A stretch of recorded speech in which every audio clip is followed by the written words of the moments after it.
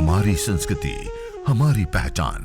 यज्ञ, योग, आयुर्वेद सदा रहे हमारे साथ। भारत के प्राचीन ग्रंथों एवं आधुनिक विज्ञान का दिव्य संगम, यज्ञ महिमा।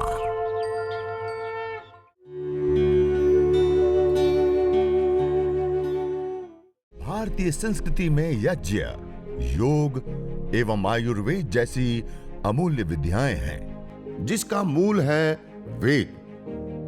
इतिहास की ओर दृष्टि डालें तो भगवान राम, भगवान कृष्ण से लेकर राजा महाराजाओं, ग्रामवासियों व अरण्यवासी ऋषियों की कुटियों तक नित्य व नैमित्तिक यज्ञों का प्रचलन देखने को मिलता है।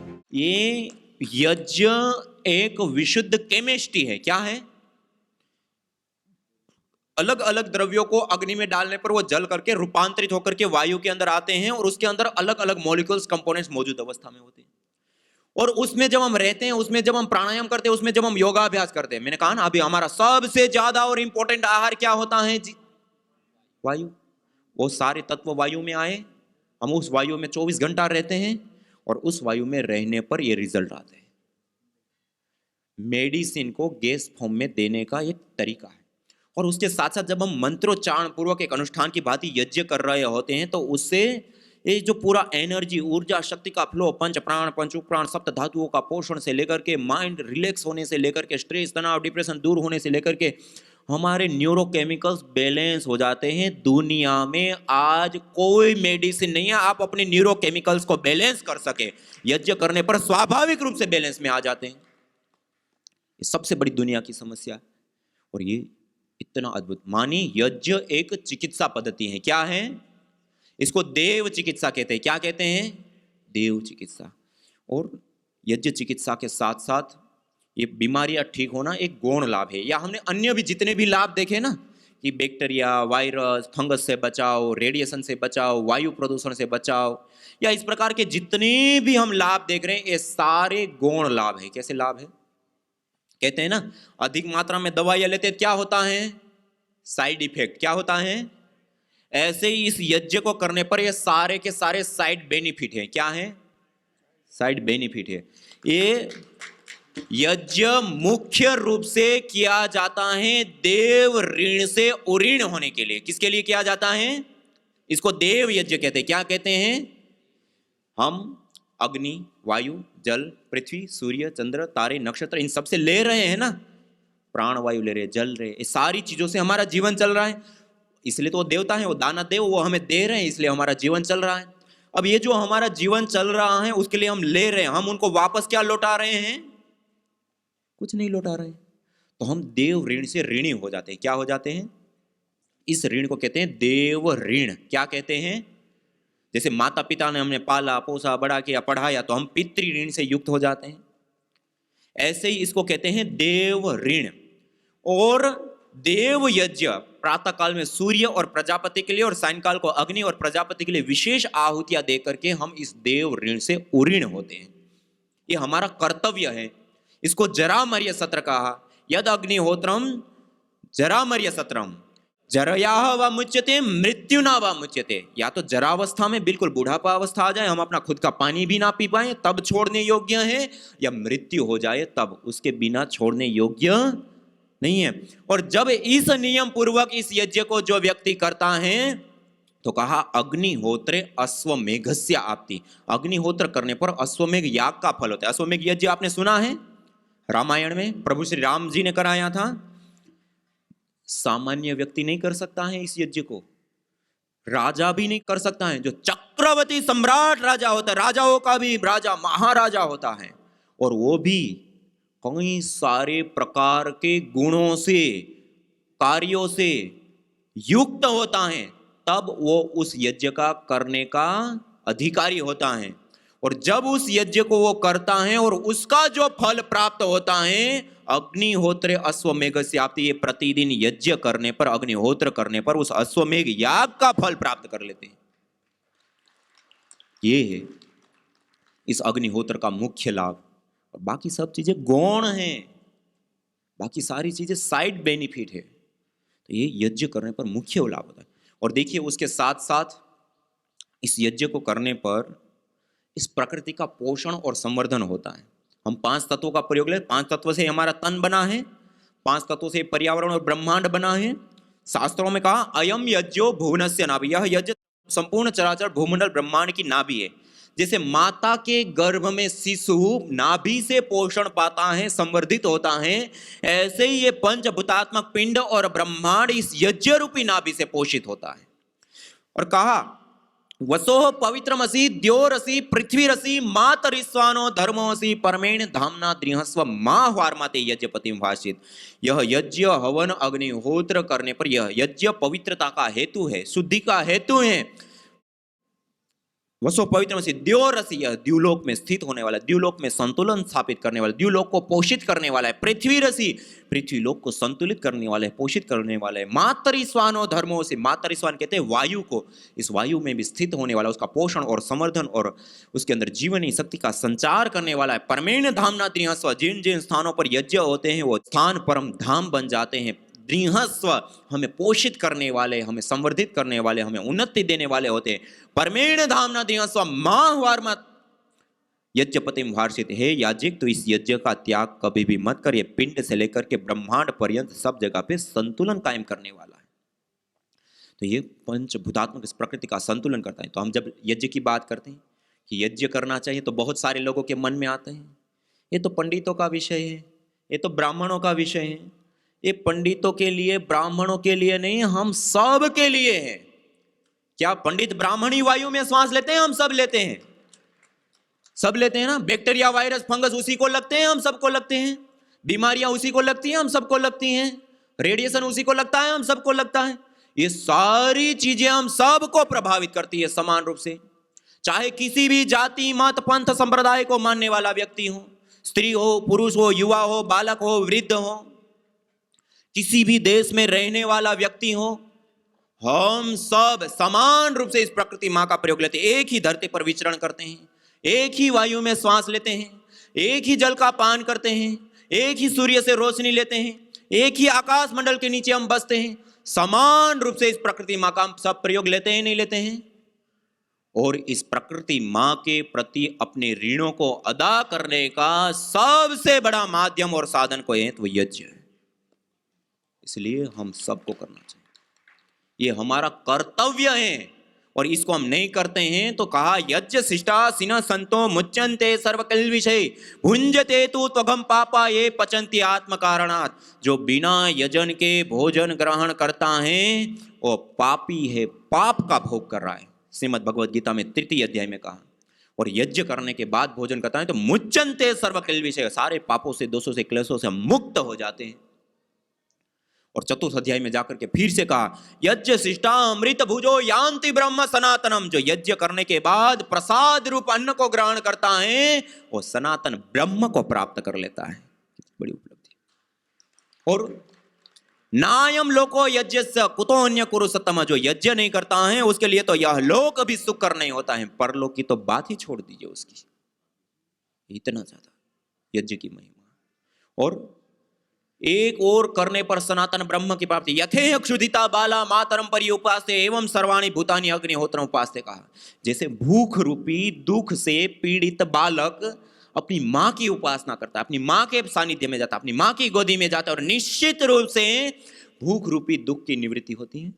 एवं सर्वाणि भूतानि, ऐसे ही सारे मनुष्यगण अपने जीवन में आने वाले रोगों से, दोषों से, दुखों से, कष्टों से, क्लेशों से, तापों से मुक्ति पाने के लिए यज्ञ की शरण में जाते हैं और सारे तापों से छुटकारा और मुक्ति पाते हैं। येन सदनुष्ठानेन संपूर्ण विश्वम कल्याणम भवेत्।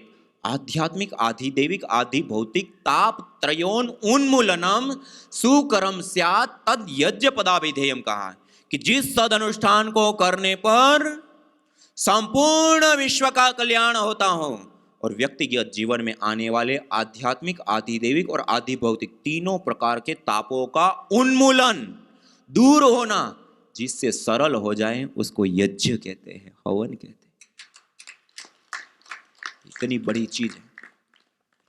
एक और यज्ञ करने पर सनातन ब्रह्म की प्राप्ति, एक और यज्ञ करने पर संपूर्ण विश्व का कल्याण, एक और यज्ञ करने पर जीवन में आने वाले तीनों प्रकार के तापों का उन्मूलन, दुखों की निवृत्ति, एक और यज्ञ करने पर सनातन ब्रह्म की प्राप्ति बता दी, और एक और यज्ञ नहीं करने पर भुंजते तु त्वगम पापा ये भजन्ते आत्मकारण, वो पापी है, पाप का भोग कर रहा है, बिना यजन के भोजन कर रहा है। मनुस्मृति में महर्षि मनु जी ने कहा, जो व्यक्ति यज्ञ नहीं करता है, याग नहीं करता है, वो श्वास लेता हुआ भी श्वास नहीं ले रहा है, और इस धरती पर जीते हुए भी मुर्दे के समान है, भूमि भार भूता का।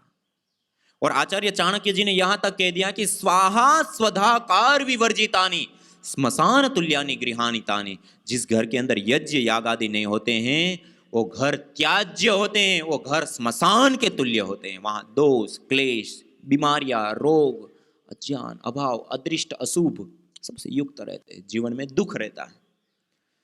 तो हमें अपने घर के अंदर जब यज्ञ करते हैं तो वेद में कहा, होत्री सदनम हरितम हिरण्ययम, जिस घर के अंदर प्रतिदिन यज्ञ होता है वो घर देवालय सा दिव्य हो जाता है, वो देवालय शिवालय बन जाता है, वहां पर देवीय शक्तियों का वास होता है।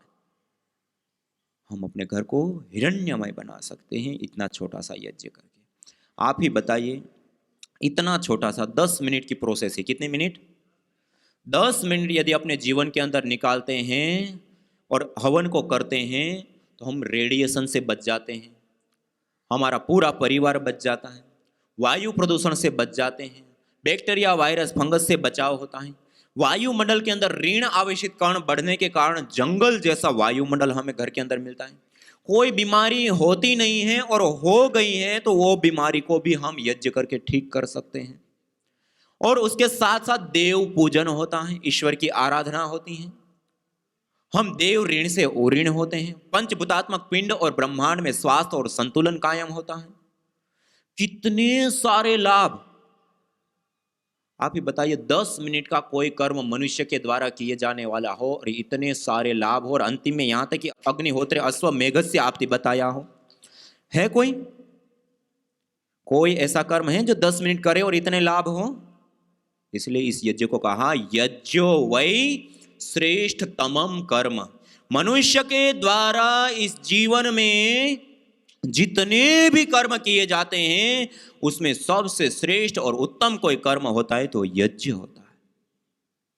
तो इसको करना चाहिए, नहीं करना चाहिए? आपकी आवाज नहीं आ रही। करेंगे आप लोग? कुछ नहीं आता तो अग्नि प्रदीप करके आचमन अंग पर जल सेचन करके 11 या 21 गायत्री मंत्र या महामृत्युंजय मंत्र की आहुति देकर के भी जरूर करेंगे। कितने लोग करेंगे? सब। एक बार आपके लिए जोरदार ताली हो जाएगा। हाँ, ये श्रेष्ठतम कर्म है। आज हम एक संकल्प लेकर के जाएंगे, अपने घर के अंदर प्रतिदिन हम यज्ञ अवश्य, हाँ, ये जरूर करना है। अब देखिए, हम करेंगे तो हमें तो ये सारे लाभ प्राप्त होंगे, लेकिन हमारे साथ रहने वाले अपने भाई, अपने बंधु, अपने साथ सहकर्मचारी के रूप में कार्य करने वाले या हमारे आसपास में रहने वाले, उन लोगों को भी, सबके साथ बातें तो हम करते ही हैं ना। दिन में 1-2 घंटे तो हमारे ऐसे होते हैं जो कहीं ना कहीं हम बातचीतों में गुजारते, अड़ोसी पड़ोसी संबंधी सखे सबके साथ करते हैं, नहीं करते हैं? अब उसी में हमने उनको ये यज्ञ के 10 लाभ 20 लाभ जो हमने देखे, ये बात बता दी कि देखो ये करने पर ऐसे ऐसे लाभ होते हैं। 10 मिनट की ये प्रोसेस कभी सिखा दिया, और वो भी उनको भी ये यज्ञ करने के लिए प्रेरित कर दिया, और वो अपने घर में करने लग गया, तो उनको भी ये सारे लाभ प्राप्त होंगे नहीं होंगे? होंगे नहीं होंगे? आपने यदि इतना किया ना, अरे एक घर के अंदर एक हवन कुंड पहुंचा दिया और उनको प्रेरित किया, तो इसका इतना बड़ा पुण्य होता है। जैसे कोई 10-15 लोग परिवार में रहते हैं, और एक व्यक्ति कहे कि इस पूरे परिवार में जितना भी मेडिकल खर्च आता है, दवाइयों का खर्च आता है, डॉक्टरों का खर्च आता है, वो सारा का सारा खर्च मैं दूंगा, तो उसको हम कितना बड़ा परोपकारी कहेंगे, और उसको उसका कितना बड़ा पुण्य प्राप्त होगा? बहुत बड़ा पुण्य मिलेगा, नहीं मिलेगा उनको? और वो जो पुण्य है उससे भी बड़ा पुण्य हम यज्ञ यदि उस परिवार में पहुंचा देते हैं, पहले तो कोई रोग आएगा ही नहीं, वो तो रोग आ गया उसके बाद ट्रीटमेंट दे रहे हैं। यज्ञ कर दिया तो रोग आने ही नहीं देंगे। और दूसरा, कोई रोग आ गया है तो उसको ठीक भी करेंगे, और उसके साथ देव पूजन से लेकर के कितने सारे और समस्त प्रकार की नेगेटिव ऊर्जा, उनसे भी उनको मुक्ति और पुण्य प्राप्त होते हैं इस यज्ञ से, और उससे सबको लाभ प्राप्त होता है। तो आप विचार कीजिए, जो हम 10-15 लोगों का परिवार का पूरा मेडिकल खर्च उठाने पर भी जो पुण्य प्राप्त नहीं होता है, उससे भी बड़े पुण्य के भागी होते हैं जो किसी के घर के अंदर यज्ञ सिखा देते हैं। इस पुण्य को उठाएंगे हम। हाँ, कुछ नहीं तो एक संकल्प हम ले सकते हैं, हर दिन नहीं तो एक सप्ताह में एक परिवार को हम जरूर यज्ञ सिखाएंगे और प्रेरित करें। एक सप्ताह में एक परिवार को सिखा सकते हैं। मैं आपको एक उदाहरण बताता हूं। अभी मैंने पहला कैंसर का केस बताया ना, बहन का, जिन्होंने 57 लाख खर्च किए, 2 साल में कैंसर ठीक नहीं हुआ और यज्ञ करने पर ठीक हो गया। वो अपने पूरे नगर में जहां पर भी उनको पता चलता है कि यहाँ कैंसर का पेशेंट है, उनके घर पे जाकर के उनको यज्ञ सिखाते, कराते और बताते, कहते देखो हमने इतना खर्च किया, नहीं हुआ और ये किया, हो गया, आप भी करिए। सबको सिखा रहे हैं और प्रतिदिन अपने घर के अंदर करते हैं। और हर दिन एक नए दंपति, अड़ोसी पड़ोसी, साथ में काम करने वाले लोगों को हर दिन एक व्यक्ति को सुबह में आमंत्रित करते हैं और उसके साथ बैठ करके यज्ञ करते हैं, उनको सिखाते हैं, बताते हैं और कहते हैं कि ऐसे हर रोज किया करो। हर दिन एक दंपति। उन्होंने मेरे को दिन गिन करके बताया कि इतने दिन हो गया, तब से हम एक दंपति को बुला, पूरे नगर को सबको बुला दें। तो हम कम से कम हर दिन नहीं तो रविवार को एक दिन हम उनको बुला लें, हम उनके घर पे जाकर के अपना यज्ञ कर लें और उनको सिखा दे, बता दे, कर दे। कर सकते हैं, नहीं कर सकते हैं? एक सप्ताह में एक परिवार को हम प्रेरित कर सकते हैं, नहीं कर सकते हैं? क्या आज हम एक संकल्प लेकर के जा सकते हैं कि हम प्रतिदिन अपने घर में यज्ञ तो हम करेंगे, लेकिन सप्ताह में एक परिवार को यज्ञ के साथ जरूर जोड़ेंगे? हाँ, ये भी एक संकल्प लेकर। और देखिए, हम सब लोगों ने मिल करके यहां यज्ञ किया, आनंद आया नहीं आया? आनंद आया ना? तो क्या हम एक और संकल्प लेकर के जा सकते हैं कि हम स्वयं तो यज्ञ करेंगे, लोगों को प्रेरित भी करेंगे, लेकिन हम सब मिल करके, जो जो यज्ञ कर रहे हैं सब मिल करके एक साथ 3 महीने या 6 महीने में एक साथ सब परिवार बैठ करके एक बड़ा बहुकुंडीय यज्ञ महोत्सव मनाएं? कर सकते हैं? करेंगे? तो अपना जोरदार करतल ध्वनि के साथ अपना समर्थन दीजिए। हाँ। तो आज हम 3 संकल्प लेकर के जाएंगे। एक, प्रतिदिन हम अपने घर के अंदर हवन जरूर, एक सप्ताह में एक परिवार को यज्ञ से जरूर जोड़ेंगे, और 3 महीने या 6 महीने में बड़ा यज्ञ महोत्सव मनाएंगे। और देखिए, ये यज्ञ को करने पर ये जो अलग अलग बहुत सारे हमने लाभ देखे, वो बहुत सारे लाभ हैं। और इससे अलग भी बहुत सारे, जैसे पुण्यों की प्राप्ति। हम जिस जीवन को जी रहे हैं उस जीवन का केंद्र बिंदु क्या होता है? पुण्य होता है। क्या होता है?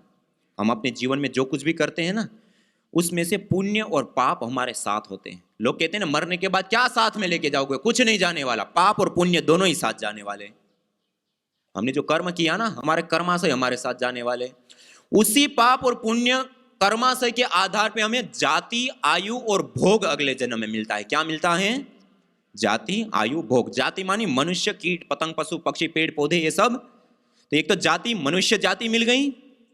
जाति के बाद आयु, हमारी आयु कैसी हो? एक व्यक्ति को देखे तो जन्म होते ही मृत्यु को प्राप्त होते, बाल्यावस्था, किशोरावस्था, युवावस्था में चले जाते। मान लो उसमें भी हमें चिर आयु मिल गई। जाति के बाद आयु भी मिल गई। उसके बाद मिलता है भोग। क्या मिलता है? भोग मानी इस जीवन में आने पर धन, धान्य, ऐश्वर्य से लेकर के माता पिता, गुरुजन, ज्ञानी है, अज्ञानी है, सामान्य, कुल खानदान, यशस्वी है, सामान्य है, या अन्य सारी सुविधाएं। एक व्यक्ति को हम देखें, रात दिन मेहनत करता है, अपने बच्चों को नहीं पढ़ा पाता है। और एक व्यक्ति को देखे, आराम से छोटे मोटे काम करता है और अरबों खरबों का मालिक हो जाता है। एक व्यक्ति को हम देखें तो बीमार होने पर उसको कोई दवाई देने के लिए या पूछने के लिए व्यक्ति नहीं होता है। और एक व्यक्ति को देखें तो छींक भी आ जाए तो पीछे 10 डॉक्टर खड़े होते हैं। कि सब किसके आधार पे मिलता है? पुण्यों के आधार पे। किसके आधार पे? और मनुष्य जीवन में आकर के पुण्यों को प्राप्त करने का अथाह भंडार, पुण्यों की कृषि कोई है तो वो यज्ञ है। जितनी आहुतियां दो उतने पुण्य पाओ, अथाह पुण्य प्राप्त होते। इसलिए कहा ना, ये जन्म जन्मांतरों का शोधन कर देता है, जन्म जन्मांतरों को सुधार देता है। क्यों? पुण्य ही इतनी बड़ी मात्रा में मिलते हैं। तो ये इस प्रकार से पुण्य भी मिलता है। और मनोकामना की पूर्ति, आज हम मनोकामना की पूर्ति के लिए कहां कहां दौड़ रहे हैं। इष्ट काम दुखा, सारी इच्छित कामनाओं को पूर्ण करने वाला, सर्व काम दुखा, सारी प्रकार की कामनाओं को पूर्ण करने वाला, सत्याह संतु यजमानस्य कामका, जो यजमान यज्ञ करने के बाद यज्ञ अग्नि के समक्ष हाथ जोड़ करके प्रार्थना करता है, उसकी वो सारी मनोकामनाएं पूर्ण होती है। मनोकामना का सबसे बड़ा साधन है। तो ऐसे यज्ञ दृष्ट लाभ भी देता है, अदृष्ट लाभ भी देता है, भौतिक लाभ भी देता है, आध्यात्मिक लाभ भी देता है। पंचभूतात्मक पिंड से ब्रह्मांड तक में स्वास्थ्य और संतुलन भी कायम करता है। देवी शक्तियों का पूजन, ईश्वर की आराधना, देव ऋण से उऋण होने से लेकर के सूची जीवो अग्नि सहस्त्रारंभ, वेद में कहा यह पवित्र ज्वाला वाली यज्ञाग्नि हमें हजारों हजारों लाभ प्रदान करती हैं। तो आज हम सब लोगों ने मिलकर के इस यज्ञ को किया भी। आज हम यह संकल्प भी लेकर के जा रहे हैं कि प्रतिदिन अपने घर में करेंगे, औरों को भी जोड़ेंगे और 3 महीने 6 महीने में बड़ा यज्ञ महोत्सव मनाएंगे और पूरे संसार को यज्ञमय बनाएंगे। और आने वाले होली के पावन पर्व पर हम होलिकोत्सव पर वासंती नवसश्रेष्ठी यज्ञ करेंगे। क्या करेंगे? हाँ, उस समय विशेष जड़ी बूटियां, अन्न आदि की होली पर विशेष आहुतियां देकर के एक साथ बड़ी मात्रा में पर्यावरण का शोधन, पोषण और संवर्धन करके इस देश से कोरोना रूपी महामारी का उन्मूलन करेंगे एक साथ। तो इसी के साथ आज हम सब लोग मिलकर के इस श्रेष्ठतम कर्म, देवीय कर्म यज्ञ को कर पाएं। और इस कार्य को करने के लिए किसी का संकल्प और बहुत पुरुषार्थ चाहिए ना। हम यहाँ बैठे हैं, हम तो आकर के आराम से बैठ गए, लेकिन जिन कार्यकर्ता योग योद्धा भाई बहनों ने मिल करके ये सारा प्रयास किया, पुरुषार्थ किया, ये सारी चीजें जुटाई, एक बार हमारी भी उनके प्रति कृतज्ञता बनती है नहीं बनती है? आइए एक बार जोरदार करता ध्वनि के साथ उन सारे कार्यकर्ता, योग योद्धा, साधक, याज्ञिक भाई बहनों के प्रति हम अपनी कृतज्ञता ज्ञापित करें, अपना सत्कार उनका करें। इस प्रकार लंबे गए हैं सांसों के साथ कि उनके तप और पुरुषार्थ के कारण हम सब बैठ करके यह देवीय कर्म को कर पाएं। और सभी मंचस्थ हमारे कार्यकर्ता, योग योद्धा, साधक भाई बहन, हमारे भारत स्वाभिमान पतंजलि योग समिति से लेकर के सारे कार्यकर्ता, योग योद्धा भाई बहन, सब लोग मिल करके यहाँ पर इस पतंजलि योगपीठ परम पूज्य श्रद्धेय स्वामी जी महाराज, परम पूज्य श्रद्धेय आचार्य श्री महाराज के मार्गदर्शन निर्देशन में सारे कार्यों को आगे बढ़ा रहे हैं। एक बार सबका करतल ध्वनि से हम स्वागत करते हैं, उनका सत्कार करते हुए। आइए सभी लोग सीधे बैठते हुए शांति पाठ पूर्वक आगे इस कार्यक्रम को बढ़ाएं। सभी लोग ब्रह्मांजलि में दोनों हाथ रख करके लंबा गहरा श्वास भर के ओम द्योः शान्तिरन्तरिक्षं शान्तिः पृथिवी शान्तिरापः शान्तिरोषधयः शान्तिः वनस्पतयः शान्तिर्विश्वे देवा शान्तिर्ब्रह्म शान्तिः सर्वगं शान्ति शान्तिरेव शान्ति सा मा शान्तिरेधि। ओम शान्ति शान्ति शान्ति। सभी को सादर नमस्ते। यज्ञ भारतीय संस्कृति की मुकुट मणि है, प्रतीक है, मूल है। मानव जीवन के हर पहलू के साथ यज्ञ जुड़ा हुआ है, चाहे वह संस्कार हो, चाहे पूजा पाठ या फिर पर्व से लेकर हर शुभ अशुभ अवसरों में भी यज्ञ करने की सार्वभौमिक, वैज्ञानिक एवं पंथ निरपेक्ष पावनी परंपरा रही है। आइए हम संकल्प लें, संसार के श्रेष्ठतम कर्म यज्ञ को अपनाएं। पिंड और ब्रह्मांड में संतुलन कायम करने वाले यज्ञ को अपने जीवन का अभिन्न अंग बनाएं एवं प्रकृति मां के प्रति अपने ऋणों को अदा करें। विश्व स्वास्थ्य का एक नारा, यज्ञ से होगा जग उजियारा।